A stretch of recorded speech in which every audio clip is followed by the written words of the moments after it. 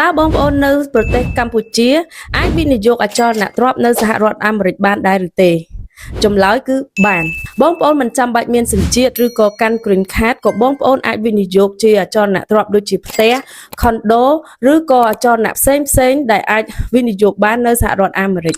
មនុស្សជាច្រើនយល់ច្រឡំថាតើតែមានសញ្ជាតិឬក៏កាន់ green card ទើបបងប្អូនអាចវិនិយោគនឹងទិញអចលនទ្រព្យនៅសហរដ្ឋអាមេរិកបានប៉ុន្តែវាមិនមែនជាការពិតទេអ្នកវិនិយោគជាច្រើននៅបរទេសគាត់កំពុងតែទិញអចលនទ្រព្យនៅសហរដ្ឋអាមេរិកដើម្បីទុកអចលនទ្រព្យរយៈពេលវែងដាក់ជួលយកចំណូលប្រចាំខែរកប្រាក់ចំណេញពីការកើនតម្លៃអចលនទ្រព្យហើយអ្វីដែលសំខាន់គឺត្រៀមសម្រាប់កូនដែលគាត់ចង់មករៀនឬក៏មករស់នៅសហរដ្ឋអាមេរិកនាពេលអនាគតពិសេសនៅរដ្ឋ Virginia និងតំបន់ផ្សេងទៀត